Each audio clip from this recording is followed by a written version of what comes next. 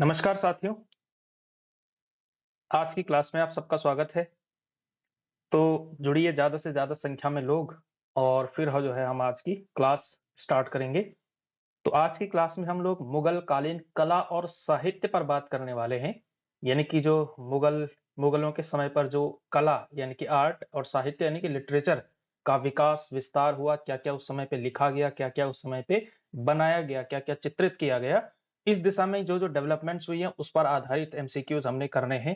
और ये जो आर्ट एंड कल्चर का हिस्सा आप इसको मान सकते हैं। आर्ट एंड कल्चर के हमने अलग से क्लास कराने के बजाय जैसे एंशिएंट हिस्ट्री में हुआ तो एंशिएंट हिस्ट्री का आर्ट एंड कल्चर हमने एक साथ डाल दिया, उसका स्थापत्य, साहित्य इत्यादि एक क्लास में कर दिया। मध्यकाल का भी हम इसी तरह से करने वाले हैं, तो मुगल कालीन जो मुगल के समय पर क्योंकि यहाँ पे बहुत सारे एमसीक्यू थे, मुझे लगा कि मुगलों के दौरान जो कला और साहित्य का विकास हुआ, इसके लिए हमें एक अलग क्लास की ज़रूरत पड़ेगी क्योंकि यहाँ से बहुत महत्वपूर्ण प्रश्न पूछे जाने की संभावना होती है और किसी भी आयोग का ये जो है एक फेवरेट टॉपिक भी होता है, ठीक है? यानी one of the favourite topic आप इसको कह सकते हैं। तो मुगल कालीन कला और साहित्य का टॉपिक हमने करना है और इसके अलावा अगर आपने ये क्लासेस पहले नहीं देखी हैं या आप पहली बार इस चैनल पर आ रहे हैं, तो चैनल को आपने सब्सक्राइब करना है और जो है आप पीछे की वीडियोज़ भी देख सकते हैं जिसमें हमने जीएस के पोर्शन के अंदर आपका जो प्रवक्ता स्क्रीनिंग का पॉलिटिकल सिलेबस है, उसके एमसीक्यू कंप्लीट कर दिए हैं और हिस्ट्री में भी हमने एंशिएंट हिस्ट्री कर चुके हैं और मिडिएवल हिस्ट्री जो है यानी कि मध्यकालीन इतिहास हमारा चल रहा है। इसमें जो है हम लगभग 2 या 3 क्लासेस 2 क्लासेस शायद करवा चुके हैं आपका मिडिएवल का। आज की हमारी तीसरी क्लास है और अगली 2 क्लासेस के अंदर कोशिश करेंगे कि हमारा मिडिएवल कंप्लीट हो जाए। उसके बाद हम सीधा जंप करेंगे आपके मॉडर्न हिस्ट्री में। इसके साथ ही हम जल्दी आपके लिए जो है करंट अफेयर्स की क्लासेस भी जल्दी से जल्दी लाने की कोशिश करेंगे और जो है उसमें फिर आप जो है करंट अफेयर्स की तैयारी भी हम यहाँ पर आपको एमसीक्यू के माध्यम से करवाएँगे, ठीक है? तो वो तो आगे की योजना है लेकिन आज की क्लास में हम लोगों ने क्या करना है, मुगल कालीन कला और साहित्य के क्वेश्चंस करने हैं और मैं क्वेश्चन आपके सामने रखता हूँ। जैसे ज़्यादा से ज़्यादा संख्या में लोग जुड़ना शुरू करेंगे आप लोग, धीरे-धीरे जुड़ते हैं थोड़ा, ठीक है? और ज़्यादा से जैसे ही आप लोग क्लास पर जुड़े आपको नोटिफ़िकेशन प्राप्त हो, वैसे ही आपको अपने दोस्तों को शेयर कर देना चाहिए ताकि वो लाइव आकर के जो है प्रश्नों का उत्तर दे सके। लाइव कमेंट सेक्शन में जाकर के प्रश्नों का उत्तर दे सकें ताकि वहीं पर उनका मूल्यांकन हो सके, ठीक है? बाकी जो बाद में रिकॉर्डेड देखना चाहता है वो तो देख ही सकता है, लेकिन लाइव में अगर आप देखेंगे तो आपको जो है उसी समय का जो है एक अच्छा अनुभव प्राप्त होता है, वहीं पर आप जो है बहुत कुछ सीखते हैं, ठीक है?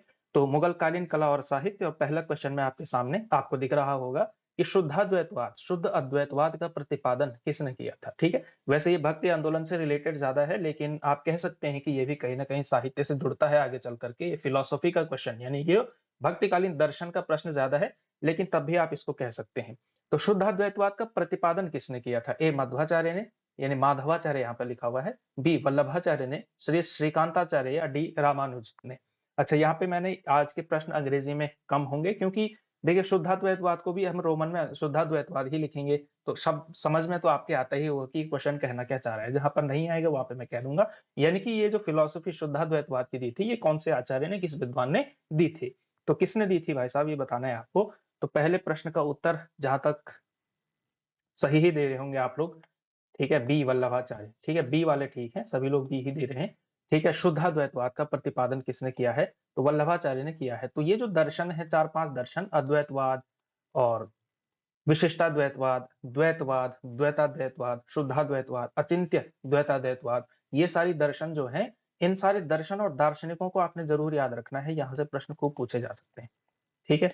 तो मध्यकाल में जो भक्ति और सूफी आंदोलन का उदय हुआ था, उससे संबंधित ये प्रश्न है, ठीक है? हालाँकि इसकी क्लास हमने एक और करनी है, उसमें जो है हम अच्छे से इस आंदोलन को कवर करेंगे, ठीक है? जिसके अंदर आपने कबीर, रैदास, नानक, तुलसी, है ना? सूरदास, मीराबाई ये सारे इन लोगों को पढ़ना है, केशवदास ये सारे लोग इसमें आते हैं।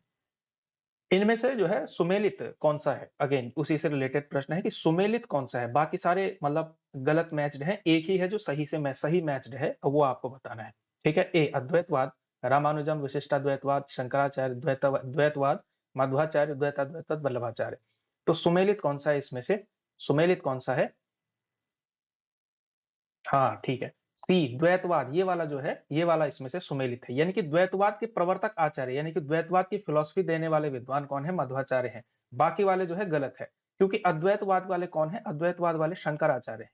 ठीक है? जो आदि गुरु शंकराचार्य जिनको कहा जाता है, उन्होंने क्या दिया है, उन्होंने अद्वैतवाद की फिलॉसफी दी है, ठीक है? फिलॉसफी क्या है, इसको लेकर के अगर कोई मतलब जानना चाहता है कि अद्वैतवाद इत्यादि इसकी फिलॉसफी क्या है, तो हमारी जो मेरी इसी चैनल पर पढ़ाई हुई क्लास है भक्तिकालीन दर्शन करके एक क्लास है, वो हिंदी साहित्य के विद्यार्थियों के लिए मैंने तैयार की थी, लेकिन कोई अगर इच्छुक है जानने का, समझने का, तो उसको जो है संक्षिप्त रूप से मैं देख सकता है। बहुत गहराई से उसको भी डिस्कस नहीं किया गया है, उसमें भी नहीं है, ठीक है? लेकिन समझने लायक जो है एक बिगिनर लेवल का आप उसको कह सकते हैं कि वो समझाने का एक वीडियो हो सकता है, ठीक है? चाहे तो आप वो वीडियो जाकर के देख सकते हैं, चैनल में आपको मिल जाएगा।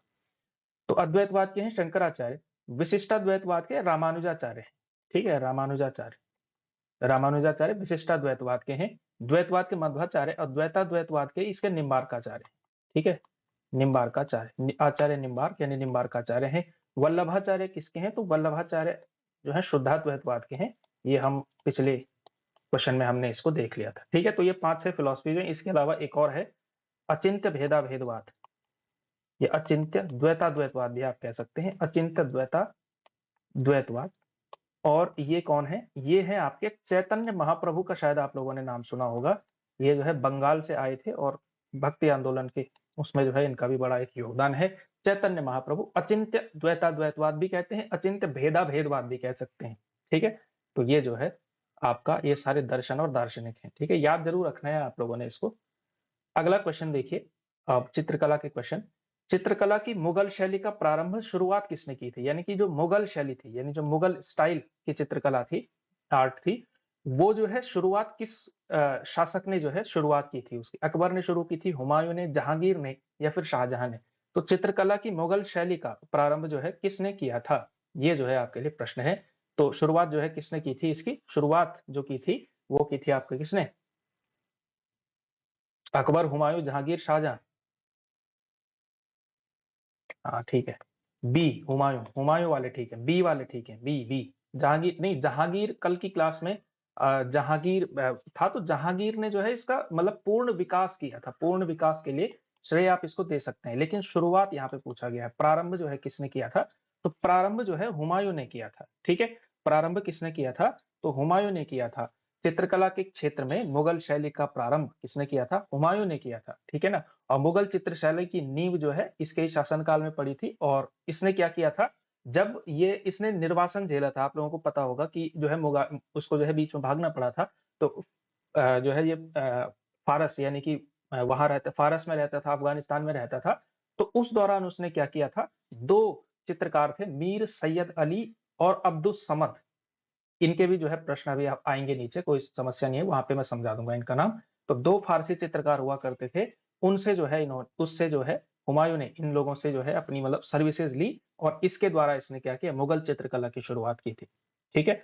और यहाँ से फिर जो है कह सकते हैं आप एक बहुत उन्नत किस्म की जो है चित्रकला का स्कूल या चित्रशैली का जो है विकास हुआ था। तो हुमायूं जो है इसका सही उत्तर होना चाहिए, ठीक है? वो चित्रकारों का नाम दोबारा आ जाएगा, कोई दिक्कत नहीं है। चित्रकला की मुगल कलम भारतीय लघु चित्र कला की रीढ़ है, ठीक है? चित्रकला की जो मुगल कलम है, भारतीय लघु चित्र कला की रीढ़ है। निम्नलिखित में से किस कलम पर मुगल चित्रकला का प्रभाव है? यानी कि किस शैली पर मुगल शैली का प्रभाव है? ये मतलब प्रभाव नहीं पड़ा, सॉरी, प्रभाव नहीं पड़ा है।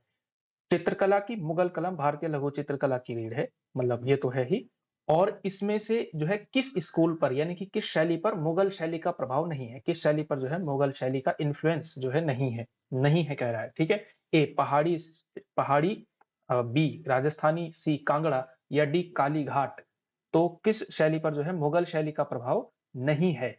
नहीं है पूछ रहा है, ठीक है? तो इसका सही उत्तर क्या है?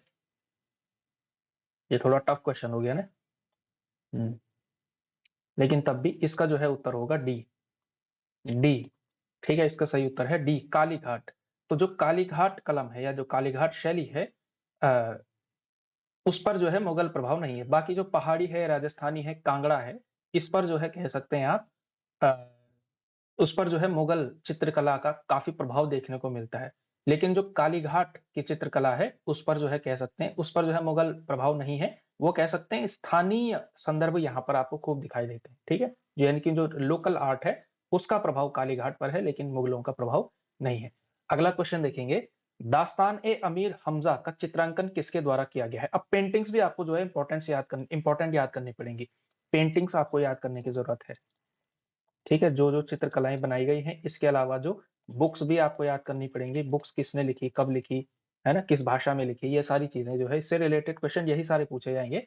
तो जो दास्तान अमीर हमजा हमजा ये जो पेंटिंग है ये किसने बनाई थी? ठीक है, ये जो पेंटिंग है ये किसने बनाई थी?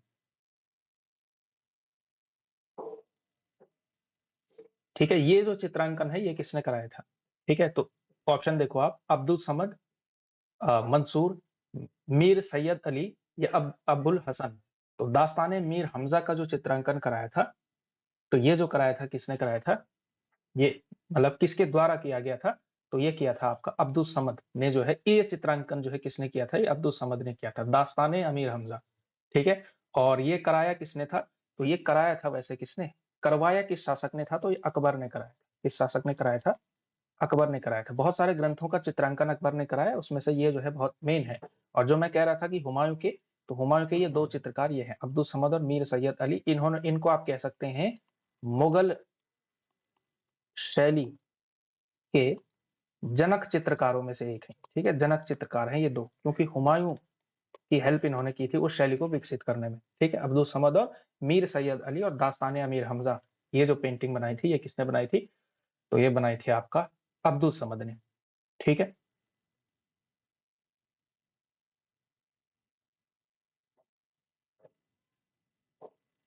अगला क्वेश्चन देखते हैं। दसवंत और वसावन, ये जो दो प्रसिद्ध चित्रकार हैं, ये किस मुगल सम्राट के राज दरबारी हुआ करते थे? दसवंत और वसावन, पेंटर्स भी आपको याद रखने हैं, चित्रकार भी आपको याद रखने हैं। तो किसके यहाँ, यानी कि किसके दरबार में, किस सम्राट के दरबार में जो है ये दो चित्रकार हुआ करते थे? अकबर के यहाँ जहांगीर, शाहजहां या फिर औरंगजेब?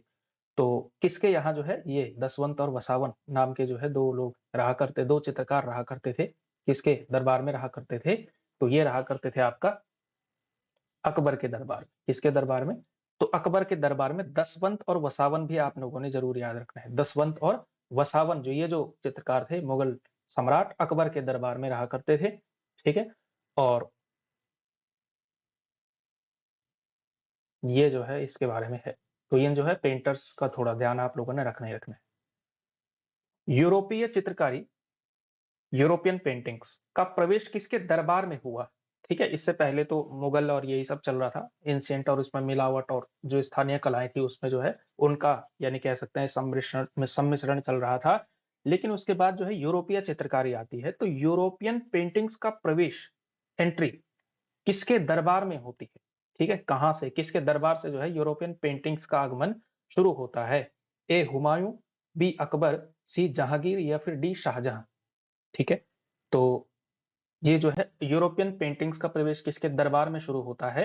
हुमायूं, अकबर, जहांगीर, शाहजहां या फिर उन उपरोक्त में से कोई नहीं, एक से अधिक, ई तो आप रहने दो, इन चारों में से ही उत्तर है। ठीक है, तो यूरोपियन पेंटिंग की शुरुआत होती है किसके समय पे? अकबर के समय से आना शुरू होती है। ठीक है, किसके समय पर आने शुरू होती है? अकबर के समय पर आने शुरू होती है। ठीक है, और यहाँ ये शुरुआत कहां से होती है? पुर्तगाली आए थे। ठीक है, पुर्तगाली जब आए थे, तो पुर्तगालियों के माध्यम से जो है ये जो है यूरोपीय चित्रकला भारत में आई थी।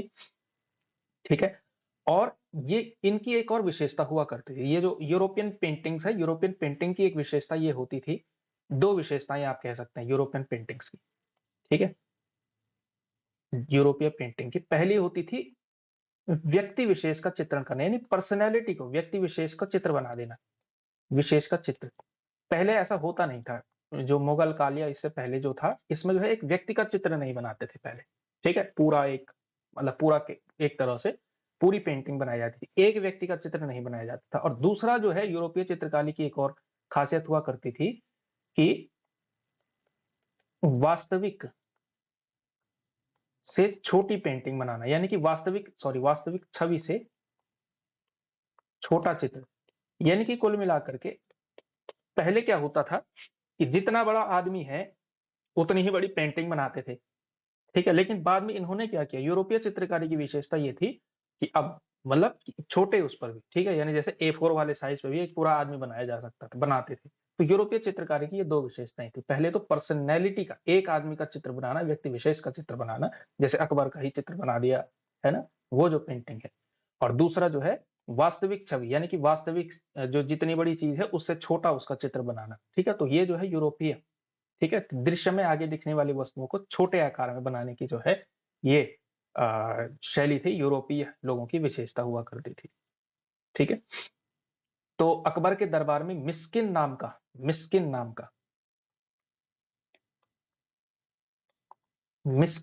क्या रहा करता था, एक जो है यूरोपियन पेंटर हुआ करता था अकबर के दरबार में। तो ये भी पूछा जा सकता है, अकबर के दरबार में यूरोपियन पेंटर कौन था, मिस्किन, याद रखना है आप लोगों को। ठीक है, आगे बढ़े, अगला क्वेश्चन देखते हैं। इनमें से कौन जो है जहांगीरी चित्रकार थे, इसमें से आपको बताना है कि जहांगीरी चित्रकार कौन से थे, नीचे के दिए गए कूट में से आपने चुनना है। चार ऑप्शन है आपने, अब्दुल समद, अबुल हसन, अकारिजा और मीर सैयद अली। तो जहांगीरी चित्रकार जो है इसमें से कौन थे? तो जहांगीरी चित्रकार का मतलब है, मतलब जहांगीर के समय का चित्रकार। ठीक है, तो आपको ये बताना है जहांगीर के समय के चित्रकार इनमें से कौन कौन से थे। तो अब ये तो आपने पीछे के क्वेश्चन के माध्यम से भी आप कर सकते हैं, इसका उत्तर दे सकते हैं। ठीक है, देखिए अब्दुल समद और मीर सैयद अली, ये दो तो आपके हुमायूं और अकबर के समय के थे। ठीक है, हुमायूं और अकबर के समय, हुमायूं प्लस अकबर आप कर सकते हैं इनको। ठीक है, तो ये जहांगीर के समय पर नहीं थे। ठीक है, लेकिन अबुल हसन 2 और 3 अकारिजा, अबुल हसन एंड अकारिजा 2 और 3, ये जो है इसका सही उत्तर होगा। ये जो थे जहांगीर के समय के चित्रकार थे। ठीक है, 4-5 चित्रकार तो मैंने अभी आपको याद करा दी, अब्दुल समद, मीर सैयद अली, अबुल हसन, अकारिजा, इसमें थे। शुरुआत अब्दुल समद ने इसने कराई, और अब्दुल समद ने वह एक चित्र भी बनाया था, दास्तान अमीर हमजा, इसमें से जो है ये बड़ी महत्वपूर्ण पेंटिंग थी जो अब्दुल समद के द्वारा बनाई गई थी। ठीक है, तो ये जो है आपने तैयार करने हैं भाई। अगला क्वेश्चन देखते हैं, मुगल चित्रकला ने किसके शासनकाल में उन्नति की? अब जो है सवाल है आपको, और ये जो है मैं कल पढ़ा चुका हूं वैसे, कि उन्नति जो है किसके शासनकाल में की थी। ठीक है, किसके शासनकाल में उन्नति की थी। ठीक है, ये वैसे लोअर पीसीएस 2010 उत्तराखंड में पूछा गया क्वेश्चन है।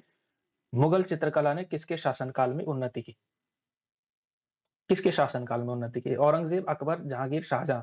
और आई होप कल की क्लास जिन लोगों ने देखी होगी वो लोग इसका उत्तर आराम से दे पा रहे होंगे। ठीक है, तो सी जो है इसका उत्तर है। ठीक है, सी वाले सही हैं, सी, सी। ठीक है, आगे बढ़े, अगला क्वेश्चन देखें। हाँ, उसके बाद दो तुम उत्तर है ना। ठीक है, मतलब जब एक बार कुछ कुछ लोग क्या करते हैं, एक बार यहां से जब आंसर बता दिया गया है सी है, उसके बाद फटाफट लिखते हैं सी सी सी। ठीक है, कोई बात नहीं, अच्छा है, याद जरूर करना आप लोगों ने। ठीक है, वो तो अलग चीज है, कमेंट सेक्शन में जो भी आप करें, लेकिन याद जो है आपने अच्छे से करना है। ठीक है, अगला क्वेश्चन देखेंगे, जहांगीर ने मुख्यतया निम्नलिखित में से किस कला को संरक्षण दिया था? ठीक है, अब ये मतलब यही इसी का रिपीटेशन हो गया यहाँ पे। तो चित्रकला को जो है मुख्य तौर से संरक्षण दिया था। अगला क्वेश्चन देखेंगे, इनमें से किस मुगल सम्राट ने सचित्र पांडुलिपियों से ध्यान हटाकर चित्राधार यानी एल्बम और वैयक्तिक रूप चित्रों पर अधिक जोर दिया था? यानी कि क्या कह रहा है, सचित्र पांडुलिपियों से ध्यान हटा करके एल्बम पे ध्यान देना। ठीक है, एल्बम पे, और वैयक्तिक रूप चित्र यानी जो पर्सनैलिटी का रूप चित्र बनता है उस पर ज्यादा ध्यान किस शासक ने दिया था? ठीक है, तो ये जो काम किया था ये किस के शासन काल में हुआ था, यानी ये किसने, किस बादशाह या किस शासक ने इसको प्रायोरिटी दी थी, किसको, मतलब पांडुलिपियों से ध्यान हटा करके चित्राधार यानी एल्बम, पूरी एल्बम पर, पूरी एल्बम बनाने पर और वैयक्तिक रूप चित्रों पर ज्यादा ध्यान देने वाला कौन था इनमें से? तो इसका जो सही उत्तर है हुमायूं, अकबर, जहांगीर, शाहजहां। कौन था इसमें से? हुमायूं, अकबर, जहांगीर, शाहजहां। इसका सही उत्तर है आपका क्या, जहांगीर है इसका सही उत्तर। ठीक है, जहांगीर की जो है विशेषता क्या थी, कि जो हुमायूं था, हुमायूं के समय पे क्या करते थे, सचित्र पांडुलिपि, मतलब आप कह सकते हैं कि पांडुलिपि लिखा हुआ भी है, उस पर चित्र भी बना हुआ है, इस तरह की पेंटिंग ज्यादा हुआ करती थी। ठीक है, तो इस समय की जो है हुमायूं के टाइम पे जैसे तूतीनामा, रजमानामा, इस तरह के जो है चीजें होती थी जिसमें ज्यामितियां आती थी, प्राकृतिक दृश्य, इस सारी चीजों का ज्यादातर होता था। चित्रण, ठीक है? शिकार इत्यादि, दरबार का चित्र हो गया, शिकार का चित्र हो गया, है ना? नेचुरल ब्यूटी यानी प्राकृतिक दृश्य कुछ-कुछ बना दिया, वो सारी चीज़ें बनती थी। लेकिन जब जहांगीर आता है, तो जहांगीर ने क्या किया, तो उसने जैसे अपनी फ़ोटो बना दी, ठीक है ना? दूसरे किसी और के साथ बना दी, फ़ारस के सम्राट के साथ अपनी फ़ोटो बना दी या फ़ारस के सम्राट की अकेली बना दी, किसी दरबारी की फ़ोटो बना ली अपने साथ ही, है ना? पशु-पक्षियों के अलग-अलग चित्र बना दिए या फिर मतलब इन और कुल मिलाकर के इनका भी एक एल्बम टाइप का भी बना दिया, है ना? एल्बम आप लोग समझते हैं, ऐसा फैमिली एल्बम बना दिया जैसे उसने अपना। तो इस तरह की चीज़ें जैसे जहांगीर ने खूब की थी, ठीक है? छवि चित्रण को ज़्यादा महत्व दिया था। छवि चित्रण यानी व्यक्ति का चित्र बनाने पर ज़्यादा जोर दिया था। किसने? जहांगीर ने दिया था, ये जहांगीर की विशेषता थी। अगला प्रश्न देखिए, पहाड़ी school, Rajput school, Mughal school और कांगड़ा स्कूल निम्नलिखित में से किस कला की विभिन्न शैलियों को दर्शित करते हैं? यानी कि ये कौन से आर्ट, किस प्रकार के आर्ट की अलग-अलग स्टाइल्स हैं? पहाड़ी school, Rajput school, Mughal school and Kangra school. तो ये किस प्रकार की है? शिल्प कला, चित्रकला, नृत्य या फिर संगीत? तो ये जो स्कूल्स हैं, ये किस कला के हैं? हाँ, ये तो सभी दे पाएँगे, ठीक है? टॉपिक ही चित्रकला का चल रहा है, तो चित्रकला, ठीक है? तो ये जो है स्कूल्स आपने प्रमुख तौर पर ध्यान देने हैं, वैसे भी मुगल स्कूल से तो आप कर ही सकते हैं, ठीक है? अगला क्वेश्चन देखेंगे, किशनगढ़ शैली किस कला के लिए प्रसिद्ध है? किशनगढ़ शैली किस कला के लिए प्रसिद्ध है? मंदिर कला के लिए, चित्रकला के लिए, युद्ध कला के लिए या फिर मूर्ति कला के लिए? तो किशनगढ़ शैली किस प्रकार की उसके लिए प्रसिद्ध है? तो ये जो प्रसिद्ध है, ये है आपकी निश्चित रूप से चित्रकला के लिए प्रसिद्ध है। किशनगढ़ कहाँ है? तो किशनगढ़ कहाँ है? राजस्थान में है। ठीक है? तो राजस्थान की ये जो किशनगढ़ शैली है, ये चित्रकला के लिए प्रसिद्ध है, ठीक है? और ये ज़्यादातर इसमें जो है सबसे ज़्यादा इसमें मतलब इनके इस शैली की विशेषता क्या है? इसमें श्रृंगारिक चित्र बहुत अच्छे बनते हैं, श्रृंगारिक चित्रों के लिए प्रसिद्ध है ये।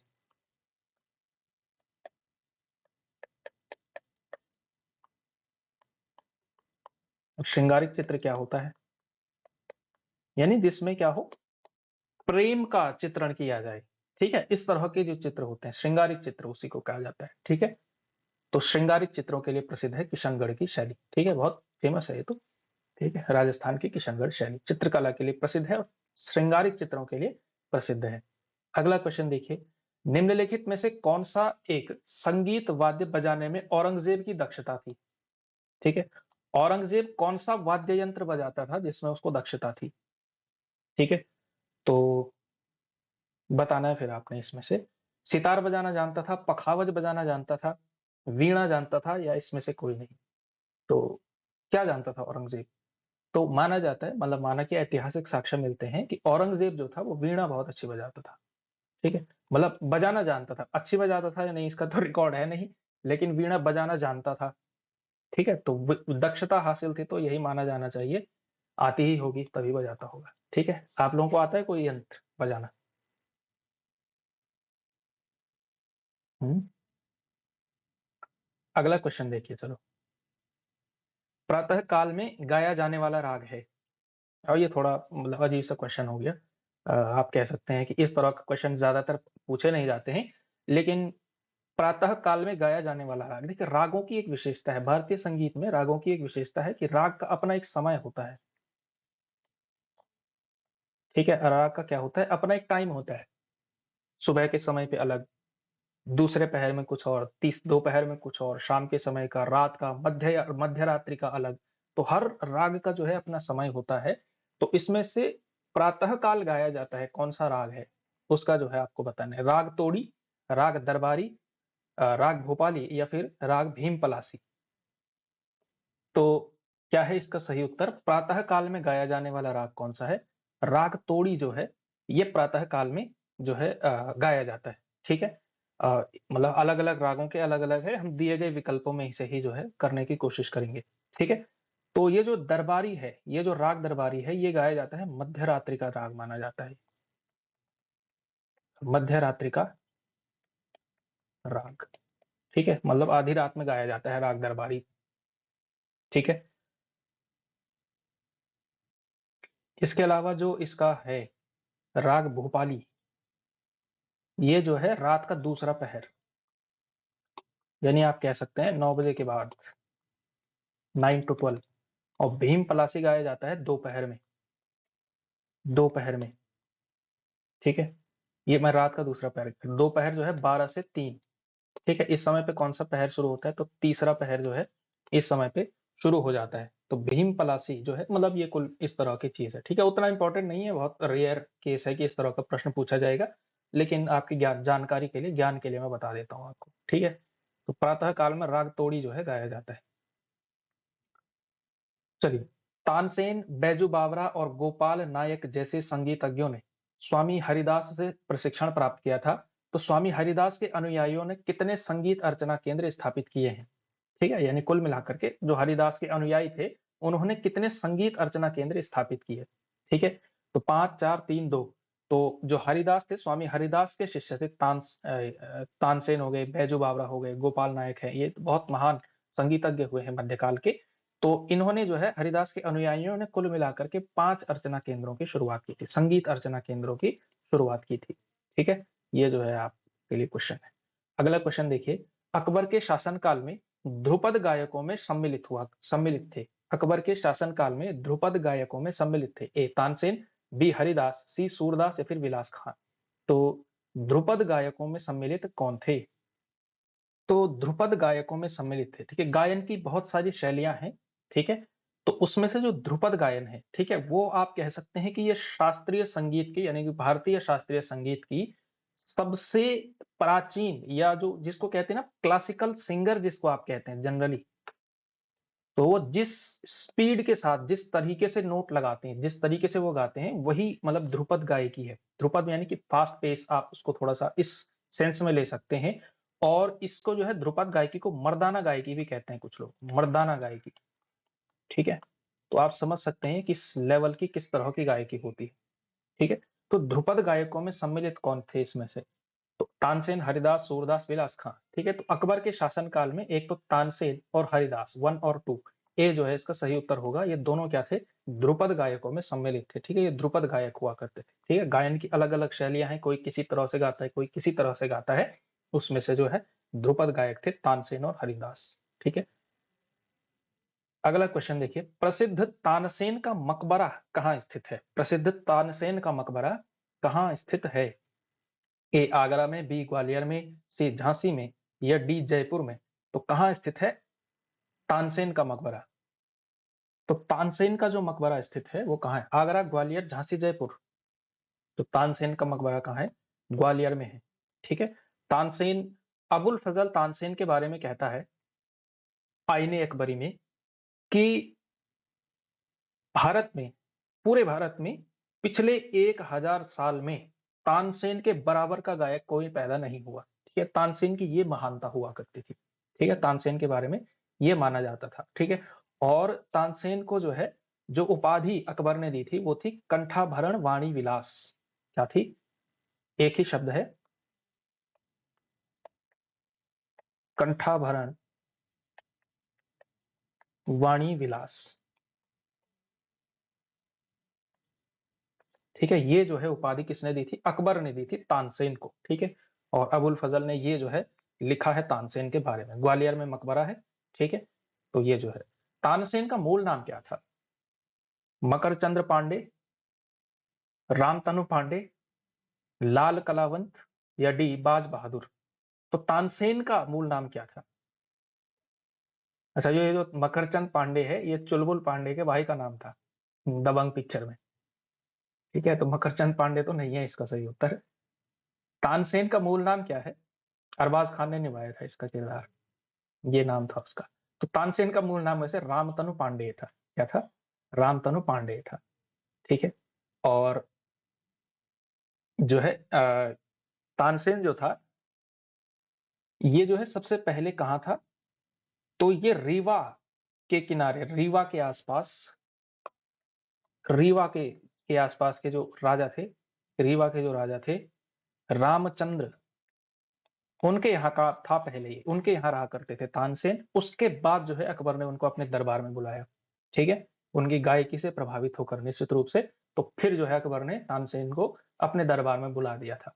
ठीक है, तो निम्नलिखित राजाओं में से किसने अकबर के पूर्व तानसेन को संरक्षण दिया था? ठीक है, तो सबसे पहले जो है, अकबर के पूर्व तानसेन को संरक्षण पहले किसने दिया था? ठीक है, भाटा के राजा रामचंद्र सिंह, बी मालवा का राज बहादुर, सी मेवाड़ का उदय सिंह, गुजरात का मुजफ्फर शाह। तो अकबर के इससे पहले तानसेन, मैंने आपको अभी बताया आपको, राजा रामचंद्र भाटा के राज, ठीक है। रीवा के नजदीक जो है ये राज्य पड़ता था भाटा, तो वहां के राजा थे रामचंद्र सिंह। तो उन्होंने जो है क्या दिया था, अकबर से पहले तानसेन जो है इनके दरबार में रहा करता था, ठीक है। अगला क्वेश्चन देखेंगे, निम्नलिखित में से किस मुगल शासक ने लाला कलावंत से हिंदू संगीत की शिक्षा ली थी? लाला कलावंत से हिंदू संगीत की शिक्षा लेने वाला शासक कौन था? हुमायूं, जहांगीर, अकबर या फिर शाहजहां? तो कौन था जो है हिंदू मतलब हिंदू संगीत की शिक्षा लेने वाला लाला कलावंत से, ठीक है। तो ये जो लाला कलावंत थे, ये जो है नगाड़ा वादक के रूप में प्रसिद्ध थे, नगाड़ा वादक के रूप में प्रसिद्ध थे। और इसका सही उत्तर है अकबर। तो अकबर ने जो है नगाड़ा बजाना लाला कलावंत से सीखा है, ठीक है। और अकबर के बारे में जाना जाता है कि ये नगाड़ा बजाने में जो है उस्ताद था, ठीक है। औरंगजेब वीणा बजाने में, अकबर नगाड़ा बजाने में, ठीक है। अगला क्वेश्चन, अब थोड़ा इसके साहित्य की जो है प्रश्न है, बाबरनामा का अंग्रेजी अनुवाद किसने किया था? जो बाबरनामा थी, बाबरनामा का अंग्रेजी अनुवाद किसने किया था? लेडेन और रस्किन ने, विलियम हॉकिंस ने, फिंच ने या फिर विलियम जोन्स ने?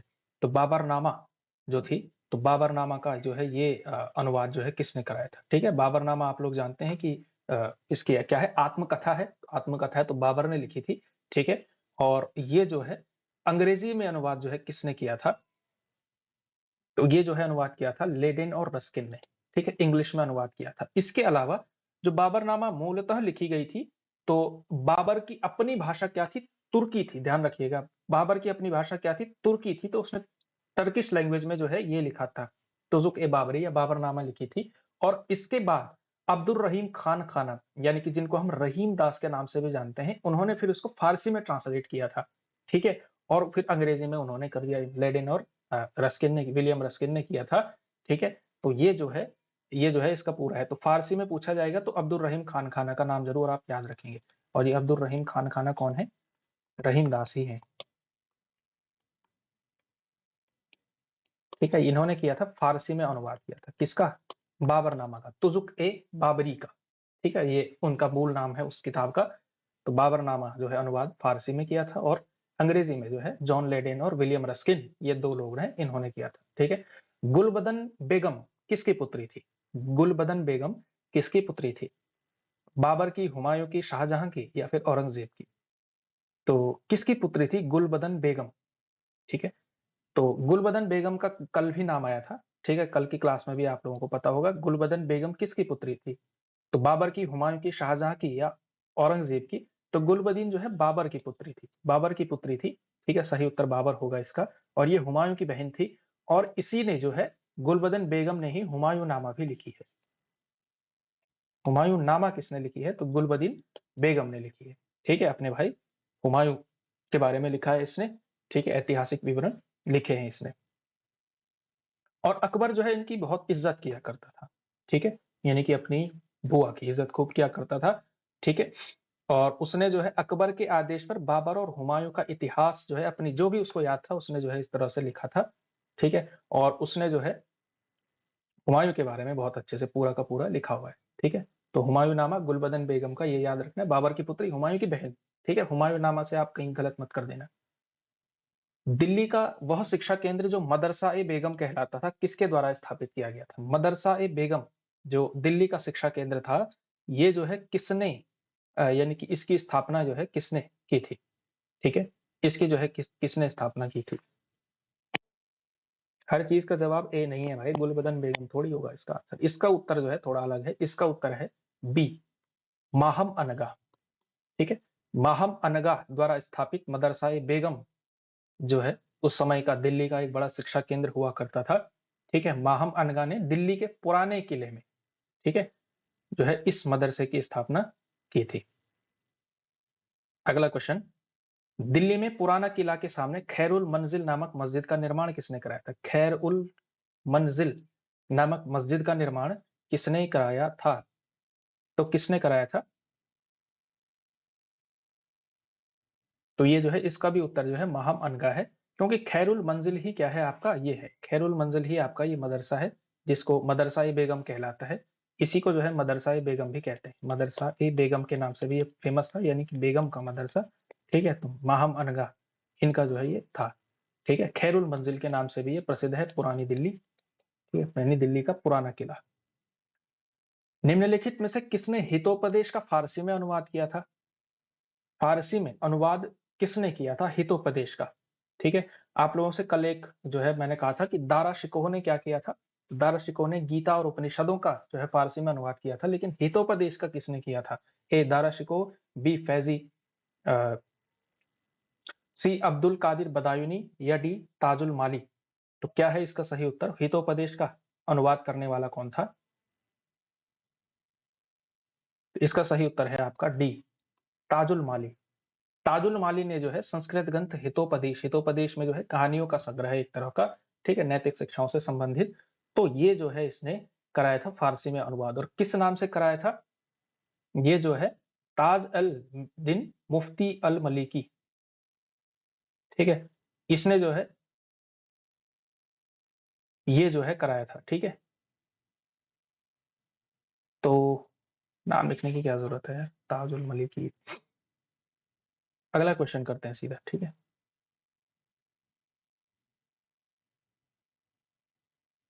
चलो कोई नहीं, इसको जो है बाद में मैं इसका कूट बता दूंगा आपको, ये मैच यहीं से कर लेंगे हम, छोटा करने की जरूरत नहीं है। तो पुस्तकों के नाम को उनके लेखकों से और जो है इसमें से जो है आपको बताना है इसमें, ठीक है। एक तरफ पुस्तक है, दूसरी तरफ लेखक है।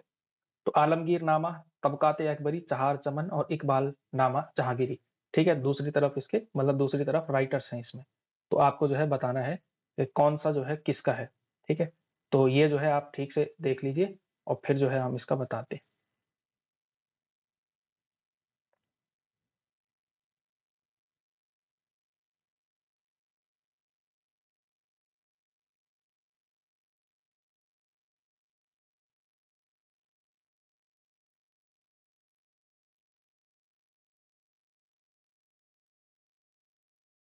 तो इसमें जो है जो आलमगीर नामा है आपकी मिर्जा मोहम्मद काजिम की किताब, इसकी है मिल्ला मिर्जा मोहम्मद काजिम की किताब, ठीक है, A2, ठीक है। इसके अलावा तबकाते अकबरी जो है ये जो है निजामुद्दीन अहमद इसकी किताब है, ठीक है। चहार चमन है चंद्रभान ब्राह्मण की किताब, और इकबाल नामा जहांगीरी है मुअत्तमद खान की किताब, ठीक है। तो A2 यही वाला है, तो डी जो है इसका सही उत्तर हो जाएगा, ठीक है। तो ये जो है ये किताबें भी आप लोग थोड़ा सा बुक्स जो है याद कर लीजिएगा, बुक और राइटर वाला, बुक एंड राइटर्स, ठीक है। तो यहीं से आप इसके नोट्स तैयार कर सकते हैं, ठीक है। रफ नोट्स बना लो, फिर जो है इसको फेयर कर लेना आप लोग, ठीक है। आगे बढ़े, अगला क्वेश्चन देखते हैं सीधा। निम्न मुसलमान विद्वानों में से हिंदी साहित्य के लिए किसका सबसे महत्वपूर्ण योगदान है? ठीक है, मुसलमान विद्वान है ये चारों के चारों, इसमें से हिंदी साहित्य में जो है कौन फेमस है? अबुल फजल फैजी, अब्दुल रहीम खान खाना या फिर अब्दुल कादिर बदायूनी। तो हिंदी साहित्य के लिए कौन सा जो है महत्वपूर्ण है, कौन सा विद्वान मुसलमान है जो महत्वपूर्ण है हिंदी साहित्य में भी? तो सही उत्तर क्या है, ये तो आपको आना चाहिए मेरे हिसाब से, ठीक है। ये मैंने बताया भी है पिछले क्वेश्चन में, ठीक है। ठीक है, सी आ रहे हैं उत्तर, तो ठीक है भाई, ठीक है। अब्दुल रहीम खान खाना जो है ये जो है हिंदी साहित्य में रहीम दास के नाम से प्रसिद्ध है, यही तो है अब्दुल जो है अब्दुल रहीम खान खाना, रहीम दास, रहीमन पानी राखी वाले, ठीक है, वही है रहीम, ठीक है। रहीम के दोहे आप लोगों ने पढ़े ही होंगे। तो अब्दुल रहीम खान खाना जो है दरअसल अकबर के दरबार में रहा करते थे, और ये जो है अपने ये जो है सेनापति भी थे, ठीक है। तो ये सैन्य प्रशासक भी थे और कवि तो थे ही, ठीक है। और शायद रहीम दास और तुलसीदास के जो है आपस में काफी पत्राचारों का जो है वर्णन मिलता है। तो तुलसीदास के दोस्त भी ये माने जाते हैं अब्दुल रहीम खान खाना, ठीक है, रहीम दास। अगला क्वेश्चन लिखेंगे, भारत के इतिहास के संदर्भ में अब्दुल हमीद लाहौरी कौन थे? ठीक है, भारत के इतिहास के संदर्भ में जो अब्दुल हमीद लाहौरी थे, ये व्यक्ति थे, तो ये व्यक्ति क्या थे? ठीक है, अब्दुल हमीद लाहौरी ये क्या थे? ठीक है, ऑप्शन देखिए, अकबर के शासन में एक महत्वपूर्ण सैन्य कमांडर, शाहजहां के शासन का एक राजकीय इतिहासकार, औरंगजेब का एक महत्वपूर्ण सामंत तथा विश्वास पात्र, या फिर मोहम्मद शाह के शासनकाल में एक इतिवृत्तकार तथा कवि। तो क्या थे भाई आपके अब्दुल हमीद लाहौरी? तो अब्दुल रहीम लाहौरी क्या थे आपके? ये थे आपके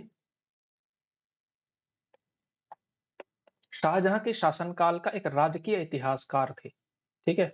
अब्दुल हमीद लाहौरी, ठीक है? नाम ज़रूर ध्यान रखिएगा आप लोग, ठीक है? और इसने जो है शाहजहां के समय का इतिहास का वर्णन किया है, अब्दुल हमीद लाहौरी ने, ठीक है?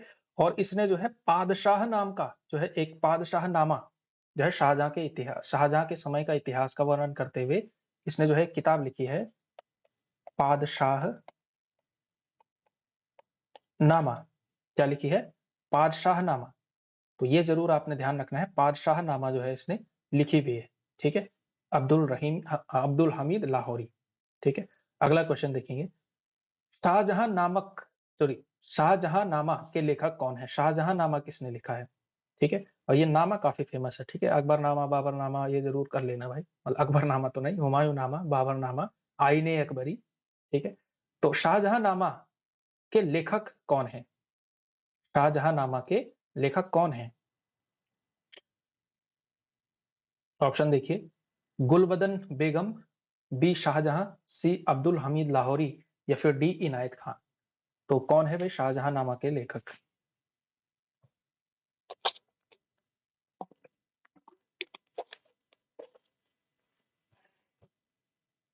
तो शाहजहांनामा के लेखक कौन है?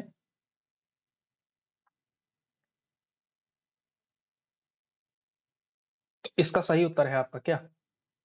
डी भाई, इनायत खान। ठीक है, क्या है? इनायत खान। शाहजहांनामा पुस्तक के लेखक कौन है? इनायत खान है। ठीक है ना, इनायत खान जरूर याद रखिएगा आप। ठीक है, अगला क्वेश्चन देखें, निम्नलिखित युग्मों में से कौन सा जो है एक सुमेलित है? एक ही है सुमेलित और वो आपको बताना है कि जो है एक तरफ राइटर लिखा हुआ है, मतलब ये कुल मिलाकर के इनका नाम है, मतलब ये शासक ही हैं, शासकों ने जो है किसने लिखा हुआ है क्या? इसमें से एक ही सुमेलित है, ठीक है?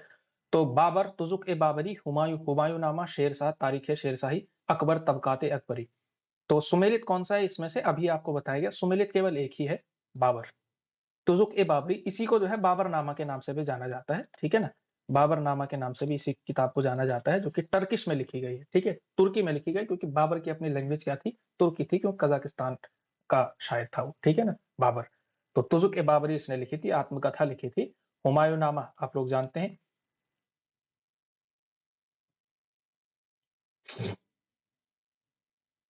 ये जो है गुलबदन बेगम ने लिखी है, कौन-सी? हुमायूँनामा, ठीक है? उनकी बहन, इसके बारे में 2-3 बार बात हो गई, ठीक है? ये जो तारीख़-ए-शेरशाही है, ये अब्बास खां शरवानी ने लिखा है। किसने लिखा है? अब्बास खां शरवानी।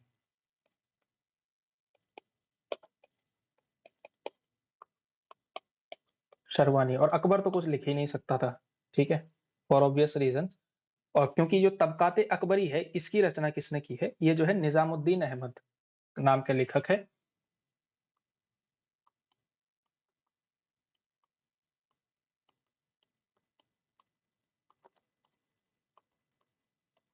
निज़ामुद्दीन अहमद, ठीक है? तो इसने जो है लिखी है। नेक्स्ट क्वेश्चन, सुमेलित कौन-सा नहीं है इसमें से?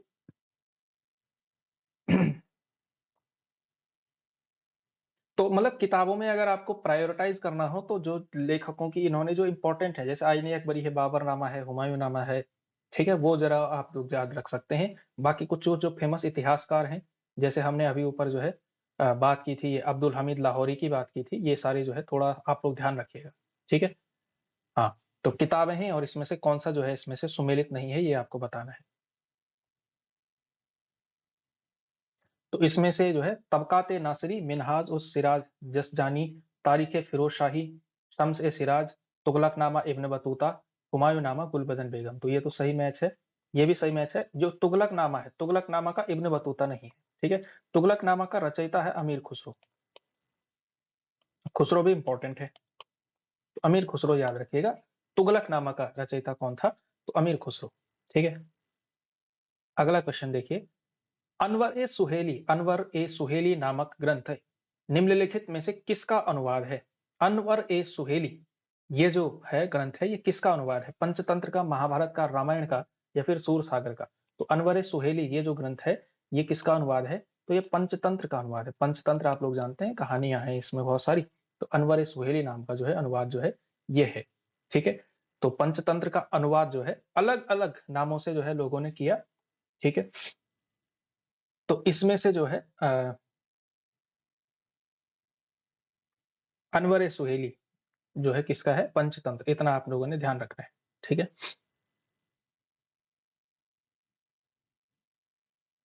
मुगल काल में दरबारी भाषा कौन सी थी? मुगल काल की दरबारी भाषा कौन सी थी? मुगल काल में दरबारी भाषा कौन सी थी? अरबी, तुर्की, फारसी या उर्दू? तो मुगल काल में दरबारी भाषा थी फारसी। ठीक है, उर्दू तो उस समय पैदा ही नहीं हुई थी, पैदा नहीं हुई थी। ठीक है, ये तो बहुत बाद में विकसित भाषा है। ठीक है, 19वीं सदी में विकसित भाषा है। उर्दू हो या जो आज की हम खड़ी बोली हिंदी कहते हैं, वो भी उसी समय की बहुत नई भाषाएं हैं, दोनों के दोनों। ठीक है, फारसी जो है उस समय की भाषा हुआ करती थी। अगला क्वेश्चन, नस्तालीक क्या है? नस्तालीक क्या है? ये जो है शब्द है, एक प्रकार की फारसी लिपि जो मध्यकालीन भारत में प्रयुक्त होती थी। बी, एक राग जिसकी रचना तानसेन ने की थी। सी, मुगल शासकों द्वारा उद्गृहित एक उपकर। या डी, उलेमाओं के लिए एक आचार संहिता। तो नस्तालीक क्या है? नस्तालीक क्या है? ठीक है, तो नस्तालीक क्या है इसमें से? देखिए, नस्तालीक एक प्रकार की फारसी लिपि है। ठीक है, जो मध्यकालीन भारत में प्रयुक्त होती थी। ठीक है, तो फारसी की जो लिपि है वो थी नस्तालीक हुआ करती थी। ठीक है, नस्तालीक क्या है? फारसी की लिपि है, मध्यकालीन भारत में होती थी। ठीक है, तो ये जो थे आपके किसके क्वेश्चन थे? ये थे भाई साहब आपके मुगल कला और संस्कृति के क्वेश्चन। मुगल कालीन कला एवं साहित्य, कला संगीत एवं साहित्य बल्कि। ठीक है, कला संगीत और साहित्य के क्वेश्चन हम कर चुके हैं। और कल जो है हम करेंगे, कल का टॉपिक देख लेते हैं। कल का जो टॉपिक होने वाला है टुमारो,